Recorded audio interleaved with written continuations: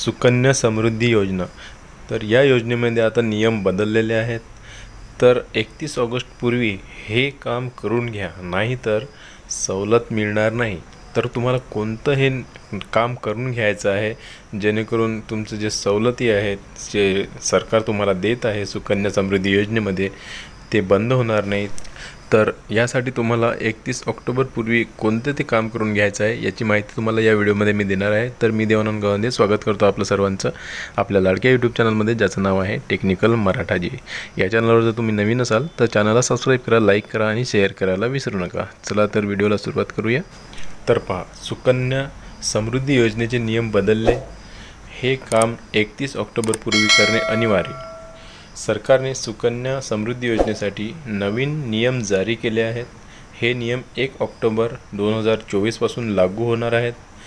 खाती उघडताना आढळलेल्या चुका दूर करण्यासाठी हे नियम केले जात आहेत। तर पहा, सुकन्या समृद्धी योजनेअंतर्गत आजी आजोबांनी उघडलेल्या खात्यांशी संबंधित मार्गदर्शक तत्वांमधील एक महत्त्वाचा अपडेट आहे। नवीन नियमानुसार कायदेशीर पालक किंवा नैसर्गिक पालकांनी न उघडलेली खाती आता योजनेच्या मूलभूत मार्गदर्शक तत्वांचे पालन करण्यासाठी पालकत्वाचे अनिवार्य हस्तांतरण करावे लागेल।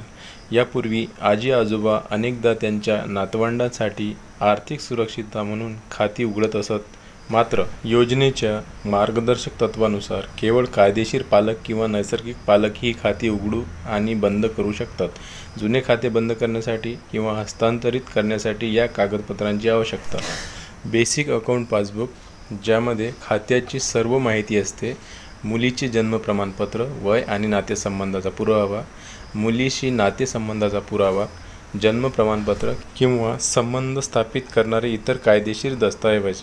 तर आता बघून घ्या, बेसिक अकाउंट पासबुक, ज्यामध्ये की जे जुनं पासबुक होतं त्याची सर्व माहिती असते। त्यानंतर मुलीचे जन्म प्रमाणपत्र, ज्यामध्ये त्याच्या वडिलाचं नाव आणि तिचं वय वगैरे असते। त्यानंतर नवीन पालकांच्या ओळखीचा पुरावा, पालक किंवा पालक यांचे सरकारने जारी केलेले ओळखपत्र। तर बघा, दस्तऐवजानंतर सर्वप्रथम जेथे खाते उघडले त्या पोस्ट ऑफिस किंवा बँकेत जावे लागेल। तेथील अधिकाऱ्यांना नवीन मार्गदर्शक तत्वानुसार खाते संरक्षण हस्तांतरित करण्याची आवश्यकता सांगावी लागेल।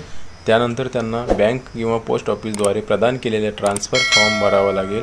सध्याचे खातेदार आजोबा आणि नवीन पालक म्हणजे आई आणि वडील दोघांचीही या फॉर्मवर स्वाक्षरी करणे। थोडक्यात काय, तर आजी आणि आजोबा यांचे जे खाते ज्यांनी या योजनेला जोडलेली असतील तर आता ती खाते चालणार नाही आहेत। त्या जागी आता तुमचे जे आई वडील असतील मुलींचे, त्यांचेच खाते इथं जोडले जाणार आहेत, त्याच खात्यामध्ये आता पैसे येणार आहेत। हा नवीन नियम लागू झालेला आहे, 1 ऑक्टोबरपासून होणार आहे।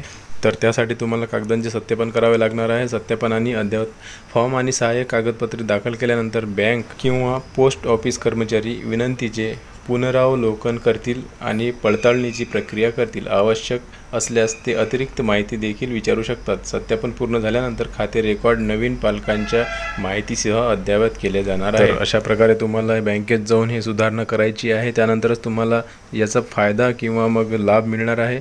तर व्हिडिओ आवडल्यास लाईक करा। भेटूया पुन्हा नवीन एका व्हिडिओमध्ये, तोपर्यंत जय महाराष्ट्र।